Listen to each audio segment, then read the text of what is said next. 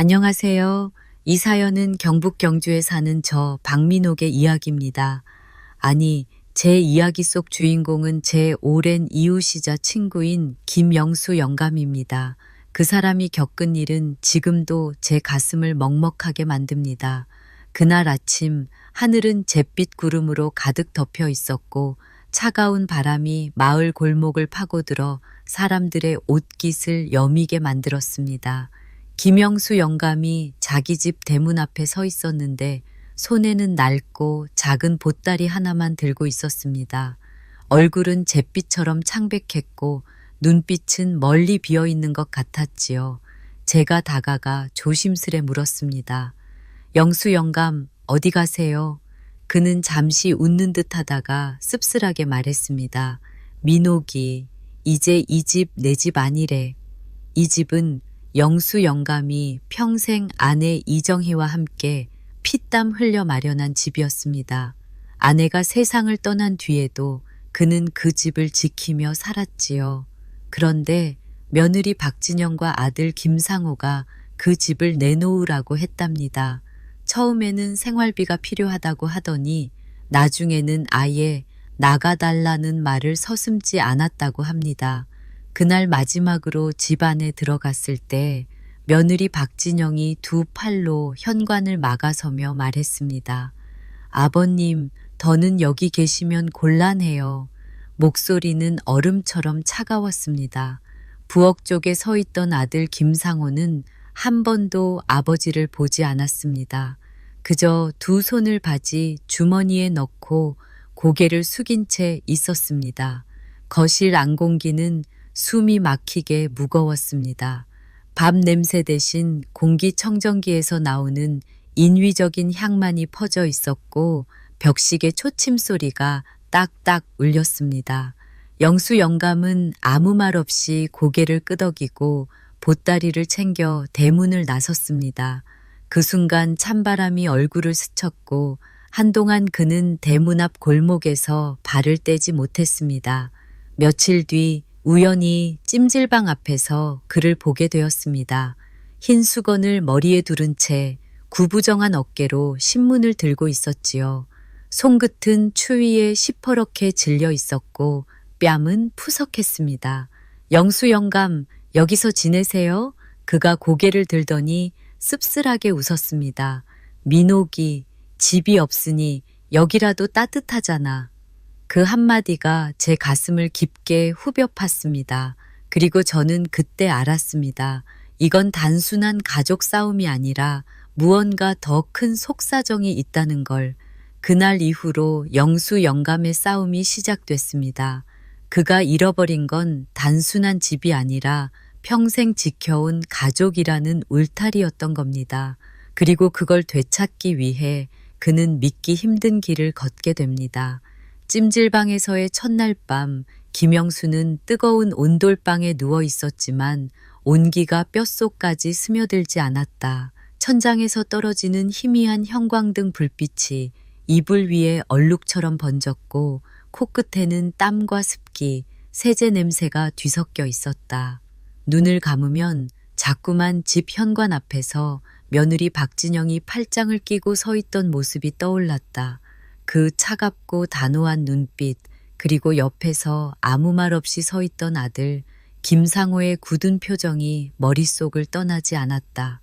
다음 날 아침 찜질방 휴게실에서 무료 신문을 펼쳤다. 한 귀퉁이에 부동산 거래 기사들이 줄지어 있었다. 그중 한 줄이 눈에 확 들어왔다. 환고동 단독주택, 최근 고가 거래, 재개발 추진. 그 주소는 다름 아닌 자신의 집이 있는 동네였다. 순간 머릿속에서 모든 조각이 맞춰졌다. 며느리 박진영이 그렇게 집을 빼앗으려 했던 이유, 그건 단순한 생활비 때문이 아니었다. 그 집이 곧 재개발 지역으로 지정돼 집값이 몇 배로 뛸 예정이었던 것이다. 아들 부부는 이를 알고 있었고 영수의 집을 자기들 명의로 넘기려 한 것이었다. 분노가 치밀었지만 동시에 차가운 결심이 굳어졌다. 그래, 내 손으로 되찾아오마. 영수는 먼저 재개발 관련 정보를 확인하기 위해 구청으로 향했다. 겨울바람이 유리문을 흔들고 안쪽에 난방된 공기가 얼굴에 닿았다. 민원 창구에서 담당 직원에게 물었다. 환고동 재개발 언제 확정됩니까? 직원은 잠시 자료를 뒤적이다 대답했다. 내년 봄쯤 확정됩니다. 이미 시에서는 예산까지 배정했어요. 그 말을 들은 순간 영수의 속이 부글부글 끓었다. 다음 행선지는 법률구조공단이었다. 문을 열자 종이 냄새와 오래된 커피 향이 섞인 공기가 느껴졌다. 대기석에서 한참을 기다린 끝에 나이 지긋한 변호사와 마주 앉았다. 영수는 차분히 그러나 끊임없이 떨리는 목소리로 그간의 일을 설명했다. 변호사는 이마를 찌푸리며 말했다. 아버님, 명예 이전 과정에서 위법이 있었을 가능성이 큽니다. 그리고 부당이득 반환 청구도 가능합니다. 영수는 곧바로 의지를 드러냈다. 그럼 시작합시다. 내 집과 내 명예 반드시 되찾고 싶소. 며칠 후 변호사는 아들 부부의 재산 내역을 파악하기 시작했다. 그 과정에서 놀라운 사실이 드러났다. 아들 부부는 최근 고급 외제차를 구입했고 도박 사이트에 거액을 입금한 기록이 있었다. 변호사는 영수에게 조심스레 말했다. 이건 큰 무기입니다. 재판에서 불법 행위가 드러나면 집은 물론 금전적인 손해배상까지 가능합니다. 영수는 전략을 세웠다. 첫째, 명예 이전의 불법성을 입증할 자료 확보.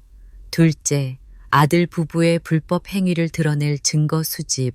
셋째, 재개발 이익을 노린 의도까지 증명. 그는 찜질방 생활을 계속하면서도 매일 새벽 구청, 법원, 부동산을 오갔다. 한겨울 찬 공기가 옷 속으로 파고들었지만 마음속 불길은 꺼지지 않았다. 어느 날 저녁 그는 우연히 오래된 친구 최만수를 만났다. 최만수는 지역 부동산 중개업자였는데 아들 부부가 최근 어떤 거래를 했는지 잘 알고 있었다. 영수야, 너 모르는구나. 네 집 이미 팔려고 계약금까지 받았다더라. 그 말에 영수는 숨이 턱 막혔다. 아직 내 명의가 아닌데 어떻게 팔아? 최만수는 고개를 저으며 말했다. 내 명이 아니라고? 그럼 큰일 날 뻔했네. 서류상 이미 넘어갔다고 하던데. 그날 밤 영수는 변호사에게 전화했다. 서류 확인부터 합시다. 그 계약 무효시켜야 해요. 변호사는 단호하게 대답했다. 네, 당장 준비하겠습니다. 하지만 시간이 많지 않습니다. 이제 영수에게 남은 건 빠른 행동뿐이었다. 그는 매일 법원과 등기소를 드나들며 자신의 이름이 사라진 등기부등본을 손에 쥐고 이를 악물었다. 며느리 박진영은 이 소식을 듣고 전화를 걸어왔다. 아버님, 왜 이렇게 일을 키우세요? 그냥 조용히 사세요. 영수는 짧게 대답했다. 내 걸 지키는 게 왜 일이 되는지 모르겠구나. 그 목소리엔 예전의 나약함이 없었다. 그리고 마침내 첫 소송장이 접수됐다.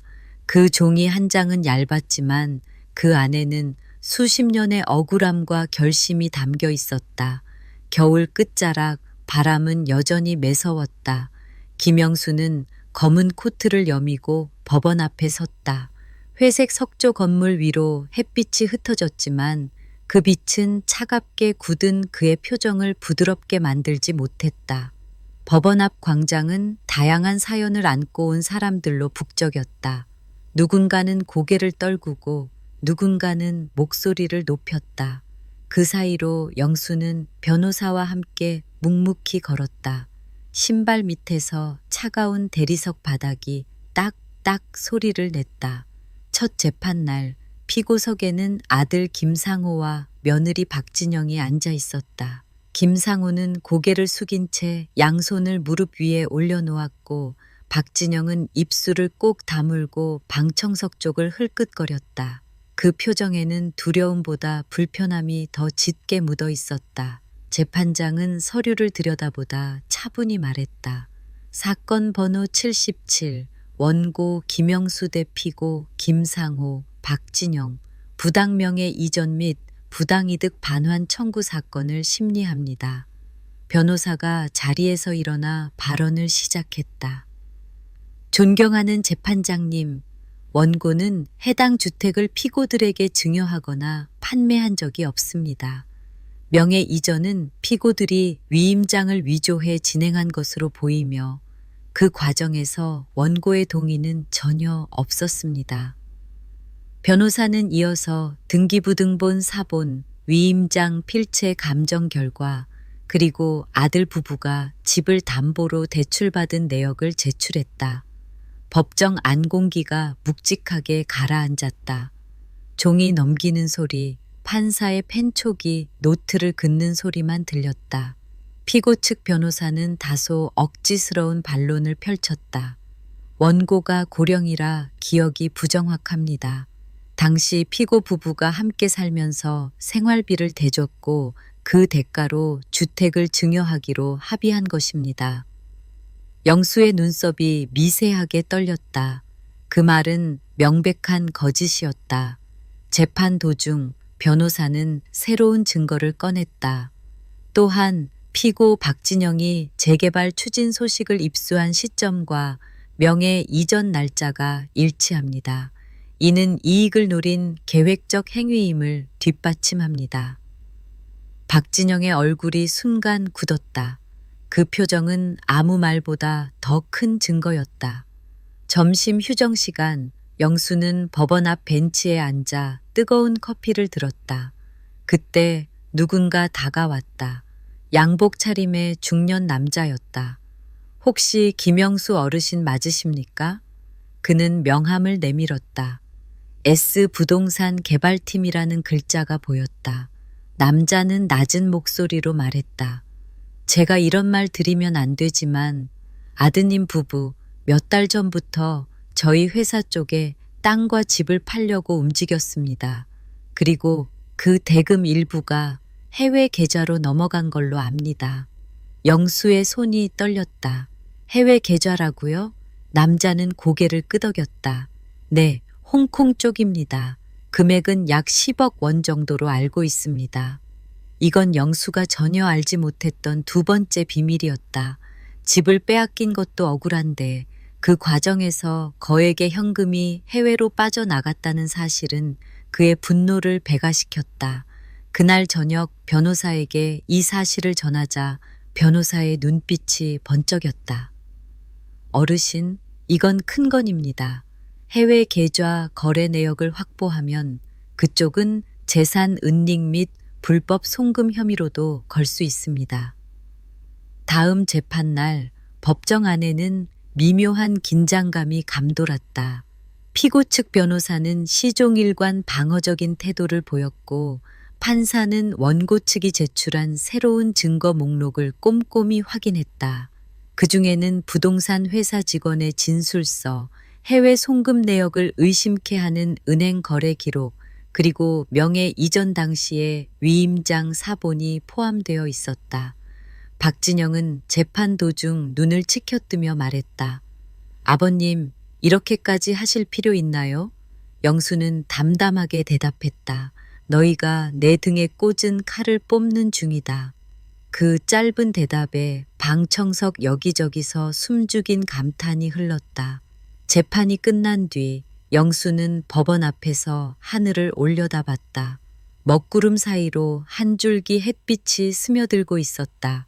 그 빛은 아직 완전한 승리를 의미하지 않았지만 그의 결심을 더욱 굳게 만들었다.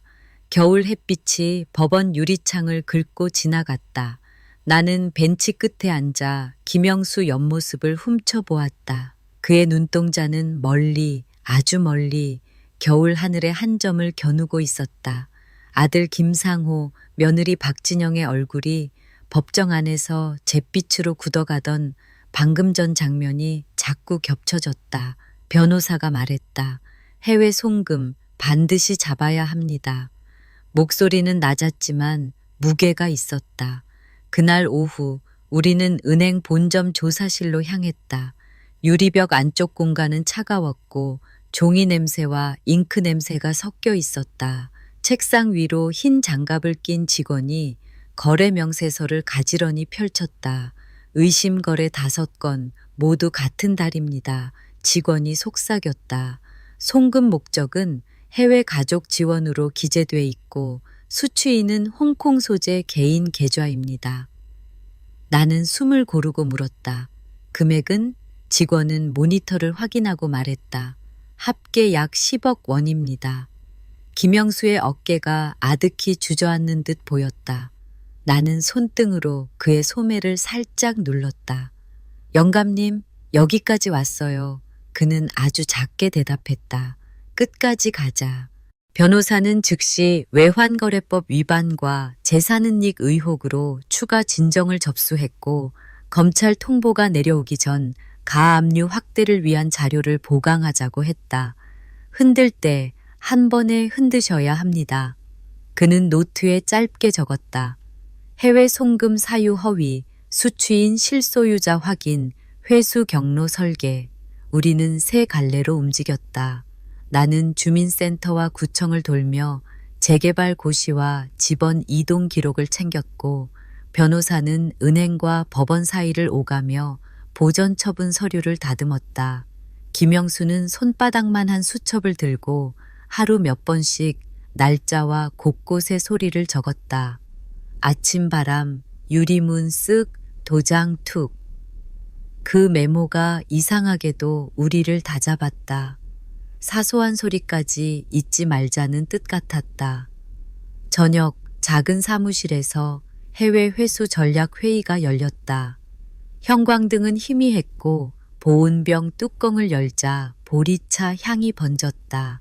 변호사가 종이를 돌렸다. 첫째, 해외 송금은 생활비 항목으로 위장되어 있습니다. 둘째, 수취인 계좌의 실소유자는 며느리 쪽 친인척으로 의심됩니다. 셋째, 송금 직후 재송금 흔적이 보입니다. 말하자면 세탁입니다. 김영수가 낮게 물었다. 막을 수 있나? 지금은 되돌려받는 법을 찾는 겁니다. 막는 건 이미 늦었죠. 변호사의 말은 차가웠지만 분명했다. 해외 금융기관의 공조 요청, 수취인 국내 재산 가압류, 그리고 판결문으로 강제 집행, 세 갈래로 동시에 가겠습니다. 사나흘 뒤 예상치 못한 전화가 왔다. 저 부동산 직원 최성민입니다. 이름을 밝힌 그는 떨리는 목소리로 말했다. 며칠 전 며느리 박진영 씨가 계약 파기 협박을 했어요. 재개발 지연되면 우리 탓이라면서요. 나는 변호사와 눈을 맞췄다. 변호사는 간단히 요청했다. 사실대로 진술서만 써주십시오. 그가 망설이자 김영수가 짧게 말했다. 진실이면 나머진 우리가 책임질 거요. 잠시 침묵, 그리고 한숨. 알겠습니다. 내일 뵙죠. 진술서는 간명했다. 피고 측은 주택 매도를 서둘렀고 재개발 정보 입수 시점과 매도 제한이 일치한다. 계약금 일부는 현금으로 요구했고 매수인 교체를 반복하며 가격을 올렸다. 그 문장들 사이로 종이 울렁임이 전해졌다. 서류가 살아 움직이는 느낌. 법정에서는 그런 감각이 판사의 눈을 멈추게 만든다. 우리는 두 번째 청구를 올렸다. 해외 계좌 추징 보전, 추가 가압류, 출국 금지 요청 의견서. 법원 복도는 낮은 발자국 소리로 가득했고 창구 유리 너머 직원의 손길은 기계처럼 정확했다. 접수 완료입니다. 찍히는 도장 소리가 명치에 박혔다. 툭! 김영수가 중얼거렸다. 이 소리 집 1턴 날이랑 다르다. 나는 웃으며 말했다. 돌려받는 소리예요. 그 무렵 소문이 돌았다. 아들 김상호가 몇몇 지인에게 전화를 돌리며 해외 돈은 생활비였다고 변명한다는 얘기였다. 시장은 속삭임으로 가득 찼다. 쌀 포대를 내리는 상인의 거친 숨, 어묵탕에서 올라오는 김, 동전 긁히는 소리 사이로 이름들이 오르내렸다. 그러게 어찌 부모 집을. 나는 귀를 닫았다. 소문은 칼이기도 독이기도 했다. 우리에겐 증거만이 필요했다. 둘째 공판. 법정은 더 차가웠다. 판사는 우리 쪽 제출 서류를 천천히 넘겼다. 변호사가 차분히 말했다. 해외 송금 5건, 총액 약 10억 원, 명시된 생활비는 허위로 보이며 수취인은 피고 측 친인척으로 추정됩니다. 피고석에서 박진영의 눈썹이 꿈틀했다. 판사가 물었다. 피고, 수취인과의 관계를 밝히십시오. 박진영은 침을 삼키고 말했다. 남편 쪽, 먼 친척입니다. 주소와 직업은 해외 거주, 자영업. 판사의 목소리가 조금 낮아졌다. 증빙 제출하십시오. 변호사는 기다렸다는 듯 진술서를 들었다. 부동산 직원 최성민의 자필이었다. 피고는 재개발 정보를 근거로 한 금매 처분을 시도, 계약금 현금 요구 및 매수인 교체를 반복. 판사는 눈을 떼지 못했다. 종이 위 기름 얼룩, 빠르게 눌러 쓴 필압, 줄 끝에 작고 뾰족한 점들, 거짓으로는 만들기 힘든 흔적들, 휴정. 나는 법원 구내식당에서 김영수와 국수를 나눴다. 국물 김이 얼굴을 쓰다듬어 주는 동안 그의 손이 젓가락을 살짝 놓치고 말았다. 여기까지 와도 내가 아버지 맞나 싶다. 나는 짧게 대답했다. 맞아요. 그래서 버티신 거예요. 그는 국물 한 모금을 넘기며 눈을 감았다. 여보, 조금만 더. 아내 이름이 혀끝에서 맴도는 소리가 들렸다. 그 소리는 겨울 공기를 데웠다. 그날 저녁 변호사에게 해외 공조 회신이 도착했다.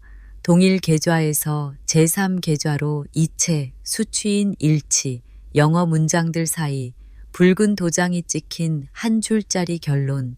변호사가 숨을 고르고 말했다. 실소유자, 사실상 특정됐습니다. 김영수의 등줄기가 똑바로 섰다.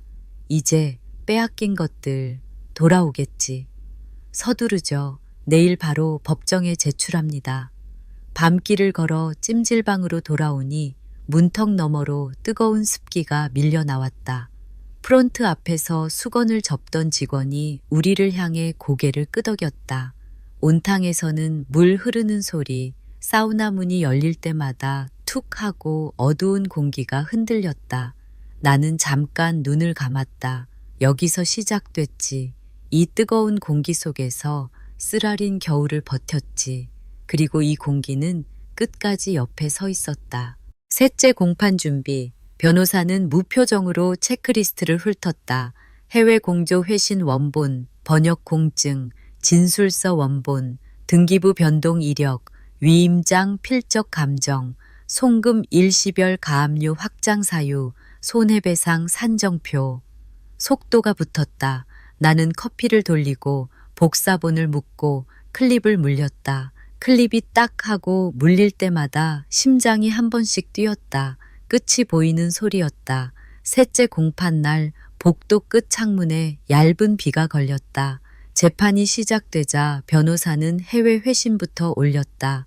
판사는 잠시, 아주 잠시 고개를 든 채 우리를 보았다. 그 눈빛은 봤다는 뜻이었다. 변호사가 말을 이었다. 명시된 생활비 항목은 사실과 다릅니다. 실제는 재개발 이익을 노린 처분, 대금의 분산 송금입니다. 원고는 생계 곤란 상태, 피고는 대금 은닉. 원고 측은 주택 소유권 회복과 함께 대금 전액의 환수, 추가로 정신적 손해에 대한 배상을 청구합니다. 피고석이 요동쳤다. 아들이 서둘러 마스크를 올리고 며느리는 물을 들이켰다. 잔이 부딪히는 미세한 소리가 정적을 찢었다. 판사가 묻는다. 피고, 해외 수취인과 추가 송금 내역을 제출할 의향이 있습니까? 아들의 목소리가 떨렸다. 시간이 필요합니다. 필요 없습니다. 법원은 공조를 통해 이미 확인했습니다. 짧은 대답이 칼처럼 박혔다. 그날 밤 김영수는 새로 산 손목시계를 오래 들여다봤다. 초침이 딱딱 소리를 낼 때마다 이른 시간들이 조금씩 제자리를 찾아오는 듯했다. 그는 수첩 마지막 장에 한 줄을 적었다. 집, 이름, 시간, 세 가지를 돌려받는다. 그리고 펜을 내려놓으며 내가 듣지도 못할 만큼 낮게 말했다. 여보, 다 왔다. 이튿날 피고 측에서 전화가 왔다. 합의, 생각해 보시죠. 변호사는 표정을 바꾸지 않았다. 조건을 들을 가치가 없네요. 뚝, 통화가 끊겼다. 나는 놀라서 물었다. 그래도 합의면? 변호사가 고개를 저었다. 이 사건은 가격 문제가 아닙니다. 원상 회복과 책임의 문제입니다. 김영수가 조용히 미소 지었다. 맞다. 재개발 조합 사무실에도 변화가 생겼다. 담당자가 직접 찾아와 진술서를 내겠다고 했다. 피고 부부가 내부 자료를 유출해 가격을 흔들었습니다. 조합을 압박하려는 의도가 보였죠. 짧은 문장이었지만 종국에는 큰 돌멩이가 되었다. 물은 이렇게 모여 강이 된다. 우리는 그 물길을 따라 바다 직전까지 왔다. 판결을 앞둔 마지막 주, 나는 김영수와 골목 어귀 작은 포장마차에 섰다. 사장님이 건넨 어묵 국물이 김을 뿜었다. 간장이 스민 양파를 하나 집어 입에 넣으니 짭조름한 맛이 혀끝에서 퍼졌다. 김영수가 국물을 후루룩 마시고 말했다. 내일 눈물 안 흘릴 거다. 나는 웃었다. 흘리셔도 돼요. 그가 고개를 저었다. 아직 아니다. 돌아와서 매화 피면. 그 말 끝에 겨울바람이 깃발을 스쳤다. 금속 기둥이 낮게 울렸다. 세상 모든 소리가 오늘을 기록하는 듯했다. 판결 당일 아침 복도창에 비친 우리의 그림자가 길었다. 나는 속으로 다짐했다. 끝까지 같이. 법정 문이 열리고 종이 넘기는 소리, 발자국, 의자 다리 끄는 소리, 그리고 판사의 짧은 기침. 그 소리들이 차례로 쌓여 한 문장으로 엮일 시간. 김영수는 손등에 마른 주름을 한 번 쓸었다. 눈빛은 흔들리지 않았다. 그의 입술이 아주 작게 움직였다. 여보, 나는 대답했다. 이제 돌려받으러 가요. 법정 안공기는 유리병 속처럼 탁하고 무거웠다. 판사의 시선이 한 장 한 장 서류를 넘길 때마다 종이 소리가 바늘 끝처럼 날카롭게 귀를 찔렀다. 김영수의 손등 위로 햇빛 한 줄기가 내려앉았지만 그 온기는 차갑게만 느껴졌다. 주문, 판사가 입을 열었다. 원고 김영수, 주택 소유권 회복, 피고 김상호, 박진영, 해외 송금액 포함 총 재산 환수, 정신적 손해배상금, 법정이자와 함께 지급. 그 순간 법정은 잠깐, 아주 잠깐 숨을 멈췄다. 김영수의 등줄기가 바르게 펴졌다. 나는 그의 어깨를 조용히 두드렸다. 이겼어요. 그는 웃지 않았다. 그저 아주 깊은 숨을 내쉬었다. 판결문이 낭독되는 동안 피고석에 앉은 아들 김상호의 눈동자가 흔들렸다. 그는 마스크 위로 번지는 땀을 닦지도 못했다. 박진영은 고개를 숙인 채 양손을 꼭 모았다. 나무 의자 다리 긁히는 소리가 정막을 찢었고 법정 밖으로 나가는 발걸음은 서둘렀지만 무거웠다. 판결 확정까지 시간이 있습니다. 변호사가 낮게 말했다. 그러나 피고가 항소하면? 내가 물었다. 이번에는 길게 끌 이유가 없습니다. 증거가 완벽합니다. 법원을 나서니 겨울 공기가 뺨을 스쳤다. 하늘은 맑았지만 바람 끝이 매서웠다. 인근 카페 창가에 앉아 우리는 뜨거운 커피를 앞에 두고 조용히 앉았다. 김영수는 창밖을 바라보며 말했다. 집 돌려받으면 가장 먼저 할 게 있어. 뭔데요? 마당에 매화 다시 심을 거야. 그 나무 며느리가 뽑아버렸잖아.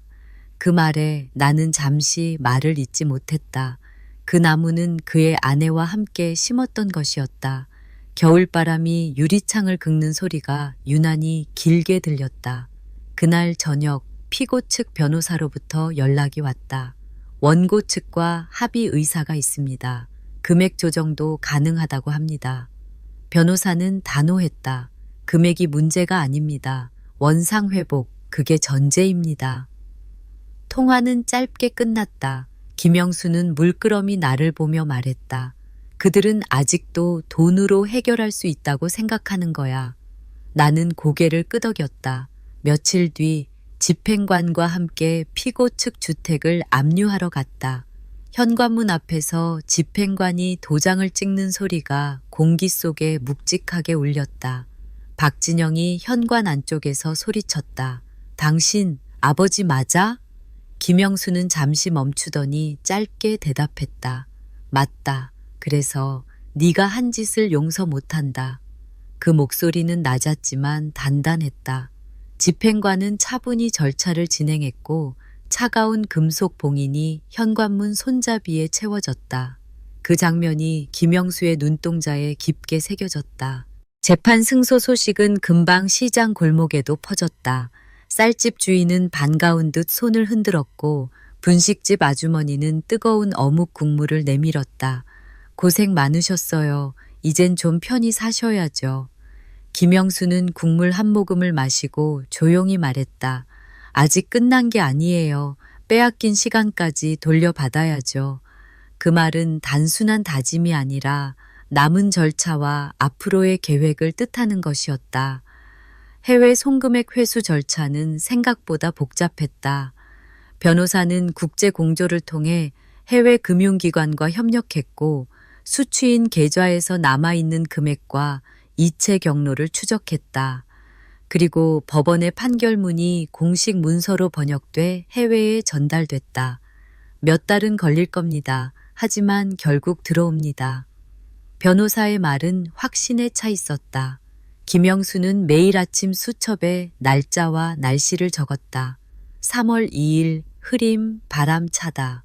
그 기록들은 그에게 남은 시간을 채우는 작은 의식이었다. 봄이 올 무렵 집행 절차가 마무리됐다. 김영수의 집은 다시 그의 이름으로 등기됐다. 그날 아침 그는 대문을 열고 마당으로 들어섰다. 겨울을 버티고 남은 마른 풀 냄새와 흙 냄새가 코끝을 찔렀다. 그는 한참을 서 있었다. 햇빛이 대문 기둥을 타고 내려와 마당 한가운데까지 번졌다. 이제 매화를 심을 때네. 나무를 심는 날 그는 마을 사람 몇 명과 함께 삽을 들었다. 흙은 촉촉했고 손바닥에 닿는 감촉이 부드러웠다. 땀이 이마를 타고 내려왔지만 그 땀방울은 지난 몇 년의 서름과는 달랐다. 한 구덩이가 메워지고 가지가 햇빛을 받았다. 그는 삽을 세우고 속삭였다. 여보, 집이 돌아왔어. 그러나 모든 것이 끝난 것은 아니었다. 피고 측은 여전히 해외 송금액 환수를 막으려 변호인을 교체했고 새 변호인은 절차 지연 전략을 쓰기 시작했다. 변호사는 차분히 대응했다. 그럴수록 이자는 불어나고 압박은 커집니다. 김영수는 웃었다. 시간은 이제 내 편이군. 밤 찜질방 대신 집 마루에 앉아있던 그는 여전히 습관처럼 작은 수첩을 꺼냈다. 오늘 매화 한 그루, 집, 온기, 바람, 봄. 그의 글씨는 또박또박했고 그 속에 지난 겨울의 무게가 스며 있었다. 그리고 마지막 줄 그는 이렇게 적었다. 이제 복수는 끝이 아니다. 시작이다. 여기서부터 김영수의 복수는 돌려받는 것에서 갚아주는 것으로 변해갔다. 그는 앞으로 무엇을 하려는지 아직 말하지 않았다. 하지만 그의 눈빛은 이미 다음 장면을 그리고 있었다. 봄바람이 막 불기 시작한 어느 날 김영수는 변호사 사무실에서 전화를 받았다. 수화기 넘어 변호사의 목소리가 평소보다 낮았다. 어르신, 좋은 소식입니다. 해외 송금액 일부가 동결됐습니다. 홍콩 은행에서 거래를 잠정 중단하고 우리 측 요청을 검토 중입니다. 김영수는 순간 숨이 멎는 것 같았다. 그 돈은 단순한 돈이 아니었다. 그에게 빼앗긴 세월, 집, 자존심이 함께 묶여있는 상징이었다.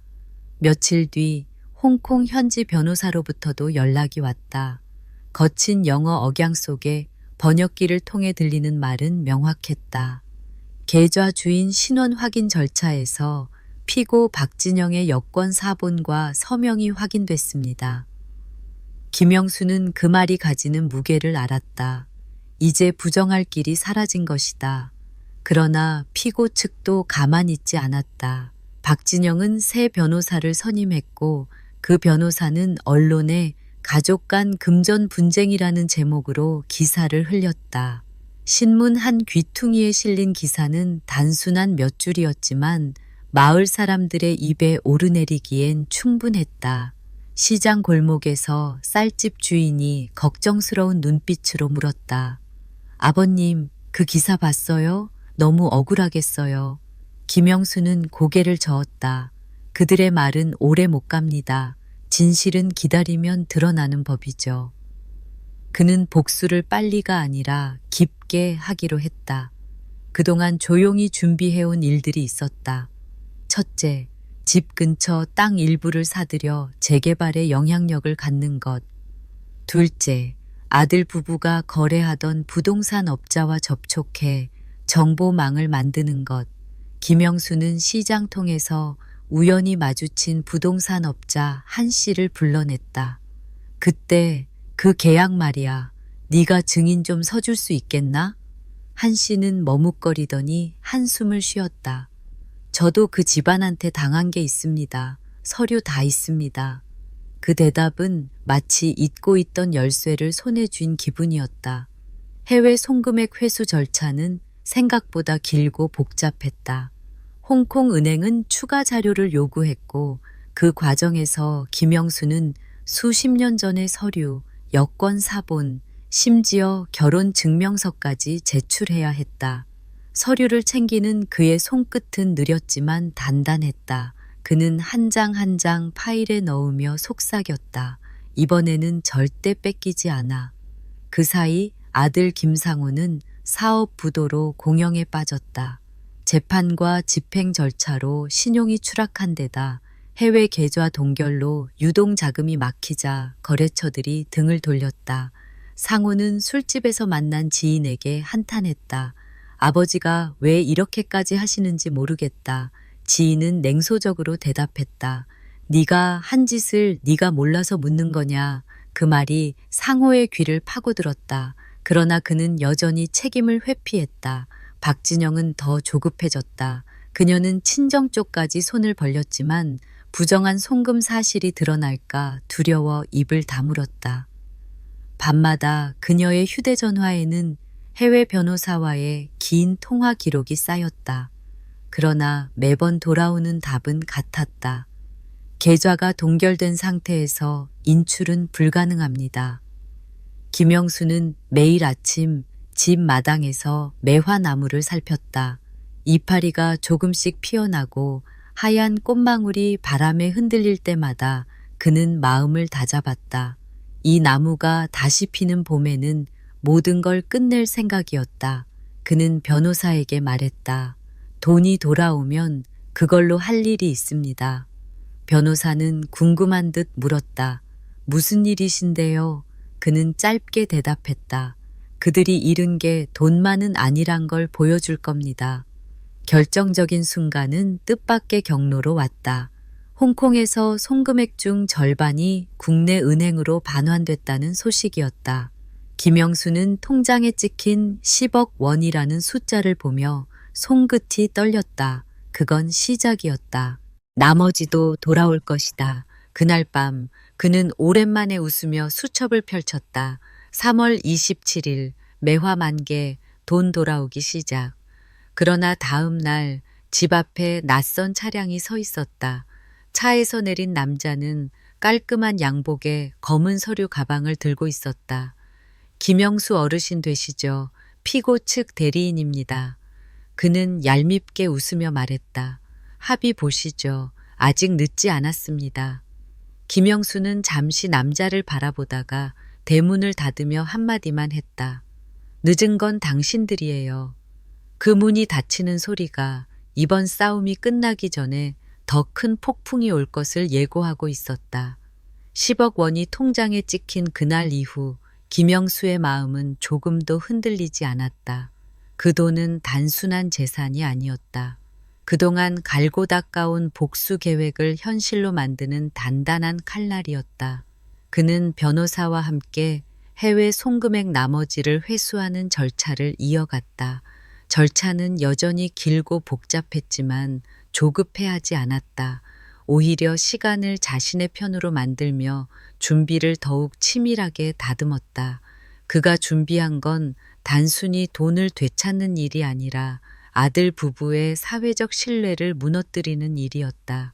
조용히 과거의 인연들을 불러 모았다. 아들 김상호가 사업할 때 돈을 떼먹은 하청업체 사장, 며느리 박진영이 사기 계약을 벌였던 부동산 업자, 그리고 은근슬쩍 빚을 떠넘긴 지인들까지 그들에게 전화를 걸어 한마디만 던졌다. 당신도 피해자지요. 자료를 주시면 그 돈까지 받아내 드리겠습니다. 짧은 말이었지만 그들의 굳은 마음에 불씨가 스멀스멀 피어올랐다. 시내의 작은 찻집에서 하청업체 사장이 두툼한 봉투를 건넸다. 거기엔 거래 계약서와 통장 사본 그리고 오래전 녹취록이 들어 있었다. 김영수는 그 봉투를 받으며 고개를 숙였다. 사장은 묻지도 따지지도 않고 물었다. 이걸로 뭘 하실 건데요? 김영수는 짧게 대답했다. 정의. 그 자료들은 곧 변호사의 손에 넘어갔다. 변호사는 서류를 넘기며 고개를 끄덕였다. 이 정도면 형사 고소도 가능합니다. 언론에만 흘려도 그쪽 평판은 순식간에 무너질 겁니다. 그 무렵 아들 부부의 삶은 빠르게 흔들리고 있었다. 사업은 이미 부도가 났고 재판 결과로 은행 계좌 대부분이 압류됐다. 집마저 잃은 그들은 친정과 처가를 오가며 임시로 살았다. 박진영은 거울 앞에서 화장을 하다 손을 멈추곤 했다. 피곤해 절은 얼굴과 깊어진 주름이 낯설게 느껴졌다. 이러다 우리 정말 끝나는 거 아냐. 김상호는 술 기운이 묻어나는 한숨을 내쉬며 대답했다. 아버지가 그만두면 돼.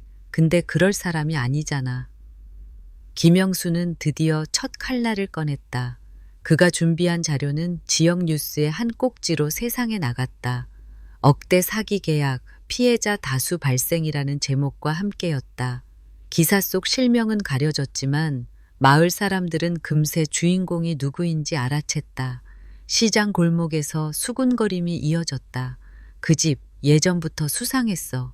아버지를 집에서 쫓아냈다더니 결국 그럴 줄 알았지. 그날 저녁 박진영이 전화를 걸어 분노를 쏟아냈다.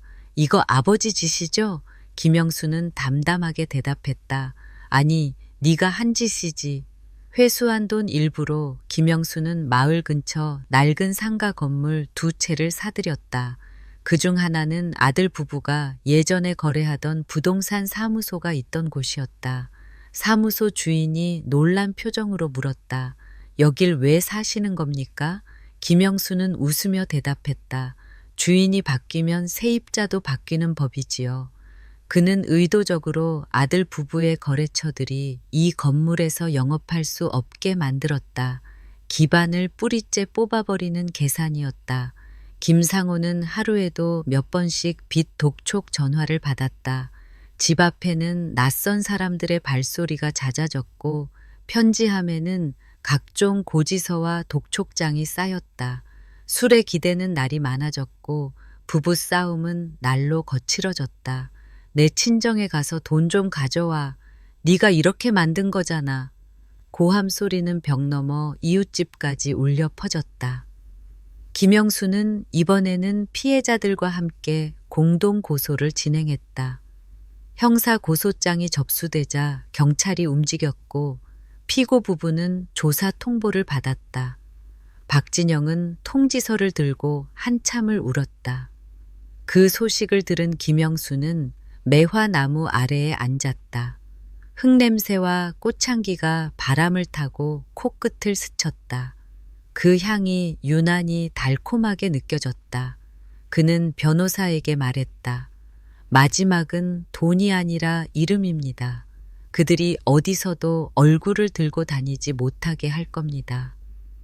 변호사는 고개를 끄덕이며 준비된 서류를 꺼냈다. 다음 단계로 가시죠. 김영수는 집 안으로 들어와 오래된 사진첩을 펼쳤다. 아내와 웃고 있는 사진, 아들과 며느리의 결혼식 사진이 차례로 나왔다. 그는 사진 위에 손을 얹고 낮게 중얼거렸다. 이제 끝낼 때가 왔어. 밤이 깊어질수록 그의 마음은 오히려 맑아졌다. 그리고 그 맑음 속에서 다음 날 해야 할 일들이 또렷하게 정리됐다. 봄이 깊어갈수록 김영수의 표정은 더 단단해졌다. 그동안 뿌려놓은 칼날들이 서서히 제자리를 찾고 있었다. 이제 남은 건 마지막 한 번의 칼질이었다. 그는 그것을 이름을 지우는 일이라 불렀다. 아들 부부의 명예와 얼굴을 지워버리면 그들은 어디에도 설 자리가 없게 된다. 그건 단순한 보복이 아니었다. 그들이 그에게 한 짓과 피해자들에게 끼친 상처에 대한 마지막 판결이었다. 김영수는 변호사 사무실을 찾았다. 두꺼운 서류철이 책상 위에 놓여 있었다. 거기엔 그동안 모아온 모든 증거와 진술서, 피해자들의 서명이 빼곡히 들어 있었다. 변호사는 한 장씩 넘기며 말했다. 이 정도면 법원에서 인용률이 높습니다. 그리고 언론 제보는 법적 절차 시작과 동시에 진행하겠습니다. 김영수는 고개를 끄덕였다. 그의 눈동자는 마치 오래 굳어진 강철처럼 흔들림이 없었다. 마지막 칼날은 이미 갈려 있었고 이제 휘두를 순간만 남았다. 며칠 뒤 시청 앞 광장에선 작은 기자회견이 열렸다. 피해자 대표 명의로 접수된 형사 고소 사실이 공식적으로 발표됐다. 김영수는 사람들 사이 뒤편에 서 있었다. 그의 모습은 누가 봐도 한낱 구경꾼 같았지만 기자들의 카메라에 잡힌 표정은 묘하게 단호했다. 마이크를 잡은 피해자 대표의 목소리가 울려 퍼졌다. 우리 모두 한 사람에게 인생을 망가뜨렸습니다.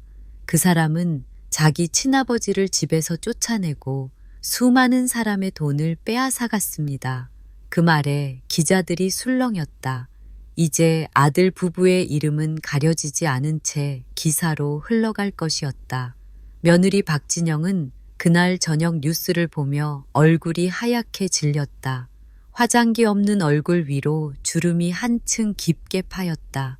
이제 우리 이름까지 다 퍼지는 거야. 그녀는 두 손으로 머리를 감싸쥐었다. 김상호는 괴로운 듯 담배를 피워 물었다. 이대로 가다간 감옥이야. 그 말은 단순한 불안이 아니었다. 이미 변호사로부터 구속 가능성이 있다는 경고를 들은 뒤였다. 김영수는 다음 날 새벽 집 마당에 나와 매화나무 아래에 앉았다. 흙냄새와 차가운 새벽 공기가 섞여 들어왔다. 그는 천천히 숨을 들이마셨다. 이 싸움의 시작은 집 한 채였다. 그러나 끝은 단 한 번의 승리로 모든 걸 돌려놓는 것이었다. 그는 작은 상자 하나를 열었다. 그 안에는 오래된 집 문패가 들어있었다. 검게 바랜 김영수라는 글자가 선명하게 보였다. 그 문패는 언젠가 아들 부부가 억지로 떼어내버린 것이었다. 그는 손끝으로 글자를 쓸어내렸다. 다시 제자리에 놓을 거다. 며칠 뒤 법원 복도에 긴장된 공기가 감돌았다. 형사 재판 첫 공판일이었다. 김영수는 피해자석에 앉아 법정을 바라봤다. 잠시 후 피고인석으로 김상호와 박진영이 들어왔다. 그들의 얼굴에는 초조와 두려움이 뒤섞여 있었다. 판사가 입을 열었다. 피고인들은 다수의 피해자에게 재산상 손해를 입혔고 가족관계를 이용해 범행을 저질렀습니다. 그 말이 끝나기도 전에 방청석 한쪽에서 누군가 흐느꼈다. 그 소리는 박진영의 어머니였다. 재판이 끝난 뒤 기자들은 법원 앞에서 몰려들었다. 김영수는 카메라 앞에 서지 않았다. 대신 뒤편에서 담담하게 상황을 지켜봤다. 그의 귀에는 기자들의 질문이 생생하게 들려왔다. 피해액이 어느 정도입니까? 가족 간의 범죄 어떻게 보십니까? 아들 부부는 눈을 피하며 차량으로 향했다. 그 모습은 이미 사회적으로 파산한 사람들의 초라한 뒷모습이었다. 그날 밤 김영수는 변호사로부터 전화를 받았다. 추가 피해자까지 합하면 민사 배상액이 더 커집니다. 집과 토지를 처분해야 할 겁니다. 그는 잠시 말없이 전화를 쥐었다. 그 집은 제자리로 돌아와야죠. 몇 주 뒤 경매 공고가 떴다. 아들 부부가 살던 집과 토지가 압류돼 매물로 나왔다. 김영수는 조용히 입찰에 참여했다. 입찰가를 써내는 그의 손끝은 전혀 떨리지 않았다. 며칠 뒤 낙찰 통지서가 도착했다. 그의 이름 옆에는 그 집 주소가 다시 적혀 있었다. 집 마당에 들어선 그는 잠시 멈춰섰다. 바람이 살짝 스쳤고 먼지 냄새가 코 속에 들어왔다. 그는 준비해둔 문패를 문 옆에 달았다. 김영수라는 글자가 햇빛에 반짝였다. 집 안에는 아무것도 남아있지 않았다. 텅 빈 거실 한가운데 서서 그는 아주 길게 숨을 내쉬었다. 이 싸움은 끝난 것이 아니었다. 그러나 이제 시작과 끝 모두 그의 손에 있었다. 그날 밤 창밖에서 매화꽃이 흩날렸다. 김영수는 창가에 앉아 조용히 중얼거렸다. 이제 내 이름을 세상에서 지울 차례다. 봄비가 내리던 날 김영수는 법원 앞에 섰다. 차가운 빗방울이 이마와 뺨을 타고 흘렀지만 그는 우산을 쓰지 않았다. 마치 그 빗물이 지난 세월의 분노와 서러움을 씻어내려 주는 것 같았다.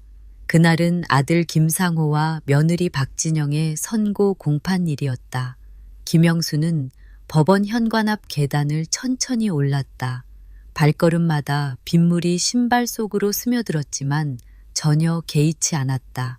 법정 안은 팽팽한 공기로 가득 차 있었다. 피고인석에 앉은 아들 부부의 얼굴은 창백했고 눈 밑에는 깊은 그림자가 드리워져 있었다. 그들은 서로 눈을 마주치지 않았다. 마치 이미 오래전부터 남남이 된 사람들처럼 판사의 목소리가 울려 퍼졌다. 피고인 김상호, 박진영 각각 징역 3년, 징역 2년 6개월에 처한다. 민사상 피해자 전원에게 총 50억 원을 배상하라. 그 순간 법정 안에서 억눌린 숨소리들이 새어나왔다. 박진영은 눈을 감았고 김상호는 고개를 떨궜다. 김영수는 단 한 번도 그들을 내려다보지 않았다. 대신 똑바로 판사를 바라봤다. 재판이 끝나고 법원 밖으로 나오는 길, 기자들이 우르르 몰려들었다. 피해자이신가요? 이번 판결에 만족하십니까? 그는 짧게 대답했다. 정의가 살아있다는 걸 보여준 거죠. 기자들의 플래시가 번쩍였지만 김영수는 곧 뒤돌아 걸어갔다. 그의 뒷모습은 묵묵했고 그러나 단단했다. 며칠 뒤 교도소 앞 김상호가 수갑을 찬 채 호송차에 오르는 모습이 보였다. 비좁은 창문 사이로 아버지를 발견했는지 잠시 눈이 흔들렸다. 그러나 김영수는 그 눈빛을 받아주지 않았다. 박진영 역시 말없이 차에 올랐다. 호송차 문이 닫히고 차가 멀어질 때까지 그는 가만히 서 있었다. 그 순간 오랜 세월 묵혀둔 응어리가 천천히 풀리는 것을 느꼈다. 마치 오래 잠겨있던 문이 드디어 열리는 듯했다. 집으로 돌아온 김영수는 거실 한가운데 앉았다. 낡은 테이블 위에는 오래전 아내와 함께 찍은 사진이 있었다. 사진 속에서 아내는 웃고 있었고 그의 옆에는 어린 시절의 김상호가 있었다. 그는 그 사진을 한참 바라보다가 천천히 뒷면에 글을 적었다. 결국 돌아왔다. 네가 없는 자리지만. 그는 사진을 서랍 깊숙이 넣었다. 그 서랍은 이제 다시 열지 않을 생각이었다. 그 후 김영수는 남은 돈으로 마을 근처에 작은 매화 정원을 만들었다. 그곳은 피해자들이 자유롭게 찾아와 쉴 수 있는 공간이었다. 봄이면 하얀 꽃이 흐드러지게 피었고 여름엔 매미 소리가 가득했다. 가을엔 단풍잎이 바람에 흩날렸고 겨울엔 눈이 고요히 덮였다. 마을 사람들은 그 정원을 희망뜰이라 불렀다. 그곳에서 김영수는 누구에게도 과거 이야기를 먼저 꺼내지 않았다. 대신 조용히 차를 내어주고 묵묵히 들어주었다. 어느 날 변호사가 정원을 찾았다. 이제 모든 절차가 끝났습니다. 피해자들도 대부분 배상받았고 남은 재산은 전부 선생님 소유입니다. 김영수는 웃으며 대답했다. 그 돈은 흘려보낼 겁니다. 이제는 남는 게 아니라 나누는 게 남았으니까요. 그 말에 변호사는 잠시 고개를 숙였다. 그는 이미 알았다. 김영수가 복수와 함께 스스로도 자유로워졌다는 걸. 가끔 빗소리가 유난히 크게 들리는 밤이면 김영수는 홀로 마루에 앉아 생각에 잠겼다. 그는 복수를 완성했지만 마음 한편엔 여전히 공허함이 있었다. 아들과 며느리를 미워했던 그 시간만큼 사랑했던 시간도 길었기 때문이다. 그때 널 용서했더라면 어땠을까? 이런 생각이 스치면 그는 고개를 저었다. 그건 이미 지나간 길이었다. 돌아갈 수 없고 돌아가서도 안 되는 길. 여름이 다가오던 어느 날 매화나무 아래에서 한 소년이 물었다. 아저씨, 이 나무는 왜 심었어요? 김영수는 미소 지으며 대답했다. 누군가를 기다리려고. 소년은 고개를 갸웃했다. 누구요? 그는 대답하지 않았다. 대신 매화꽃 한 송이를 따서 소년의 손에 쥐어주었다. 그 꽃은 하얗고 작고 향기가 은은했다. 그날 밤 그는 잠자리에 들며 마지막으로 중얼거렸다. 이제 끝났다. 그리고 다시 시작이다. 창밖으로 바람이 불어 매화꽃잎이 흩날렸다.